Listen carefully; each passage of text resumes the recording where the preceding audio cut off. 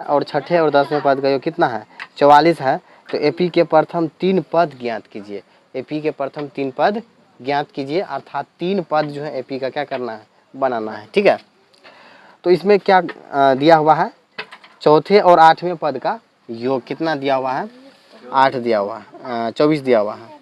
तो चौथे पद और कौन सा पद 8वें पद, तो चौथे पद को A4 से सूचित करेंगे, 8वें पद को A8 से, और इसका योग कितना दिया हुआ है 24।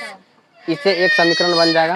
ठीक है, इससे क्या बन जाएगा एक समीकरण बन जाएगा। ठीक है, तो यहाँ पर जो है देखो ध्यान से A4 को क्या लिख सकते हैं A+3D, A8 को क्या लिख सकते हैं A+7D बराबर कितना 24। यहाँ तक किसी को समझने में दिक्कत नहीं ना। यहाँ पर A क्या हो गया 2A हो गया, कटेगा नहीं, इसमें योग हो रहा है। ठीक है, 7 3 कितना हो गया 10D बराबर कितना 24। ठीक है, इस सब में कॉमन है 2 है कि नहीं, तो कॉमन ले लेते हैं। तो अगर 2 इसमें कॉमन ले लेंगे तो क्या होगा A+5D के बराबर यहाँ पर क्या हो जाएगा 24। 2 इधर आके ये काट देगा, क्या हो जाएगा 12। तो A+5D बराबर कितना हो गया 12। यहाँ पर क्या मान लेते हैं समीकरण 1 मान लेते हैं इसको। ठीक है, अब पुनः जो है फिर से क्या दिया हुआ है पुनः प्रश्न से। ठीक है, पुनः प्रश्न से जो है क्या दिया हुआ है करा छठे और 10वें पद का योग जो है 44 है। छठे और 10वें पद, छठे और 10वें पद, तो छठे और 10वें पद का जो योग है क्या कितना कर देंगे 44 कर देंगे। करा छठा और 10वां पद का योग कितना है 44 है। तो छठा पद को क्या लिख सकते हैं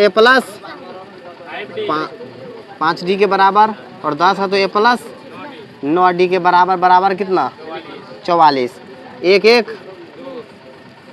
2A हो गया, 9 5 कितना हो गया 14D बराबर कितना 44। में 2 कॉमन है तो 2 कॉमन ले लेंगे तो कितना होगा 7D बराबर कितना हो जाएगा, अभी 44 ही रहने देते हैं, ये काट दिया कितना होगा 22 नहीं,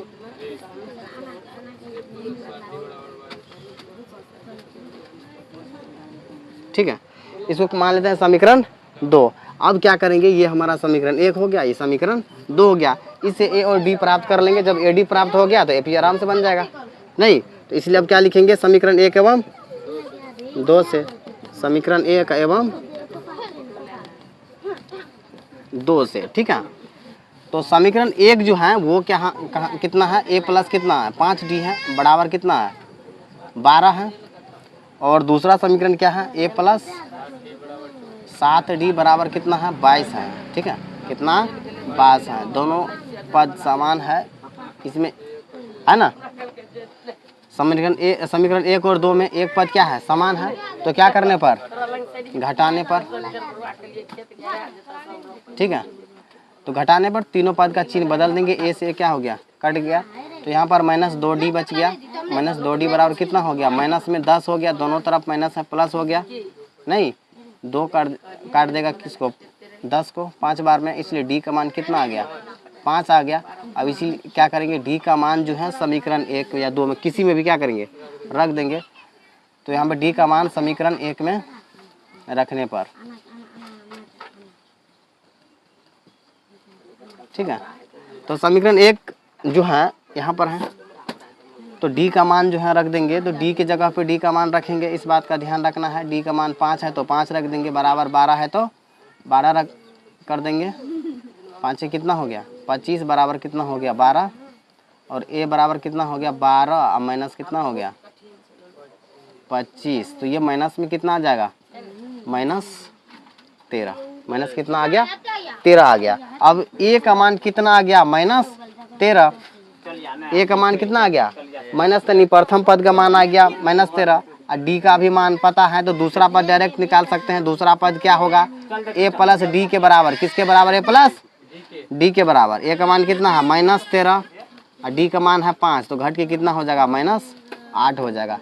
ठीक है, 3 ही कह रहा है 3 पद निकालने के लिए, तो तीसरा पद क्या होगा A+2D के बराबर होगा। A का मान कितना है -13 और D का मान है 5, 5 दूनी कितना हो गया 10, तो -13 यहाँ पर प्लस हो गया 10, तो ये घट जाएगा ज़्यादा में से, -13 वाला ज़्यादा है तो माइनस कितना हो गया 3, तो 3 पद का एपी के बनाने के लिए तो प्रथम पद कितना है -13, दूसरा पद कितना आया -8, उसके बाद -3, यही 3 पद इसका कह रहा था निकालने के लिए। यही हमारा क्या हो गया, आंसर हो गया। यहाँ तक किसी कोई दिक्कत? एक बार फिर से समझ लेते हैं, किसी भी तरह का दिक्कत होगा तो फिर से क्लियर हो जाएगा। इसमें कह रहा था चौथा पद और 8वां पद का योग जो है कितना है 24 है। तो चौथा पद और 8वां पद के योग के बराबर 24 कर देना है। चौथे पद को लिख सकते हैं a + 3d के बराबर, और 8वें पद को लिख सकते हैं a + 7d के बराबर। यदि इसको हम हल कर लेंगे तो a + 5d के बराबर हो जाएगा। ठीक है, फिर से कह रहा था कि छठे और 10वें पद का योग कितना है 44 है। तो छठे पद को लिख देंगे a + 5d के बराबर, और 10वें पद को a + 9d के बराबर, 44 कर देंगे। इससे जो है a + 7d बराबर प्राप्त हो जाएगा। ये हो गया समीकरण 2। समीकरण 1 और 2 से क्या करना है, a और d का मान निकाल लेना है। उसे प्रथम पद तो निकल जाएगा, उसे दूसरे पद, उसके बाद दूसरा पद निकाल लेना है, उसके बाद तीसरा पद निकल गया। 3 पद कहीं रहता निकालने के लिए, है कि नहीं। तो एपी हमारा क्या बनेगा -13, -8 और 13। यहाँ तक समझ किसी को दिक्कत नहीं ना? ठीक है, लिखो।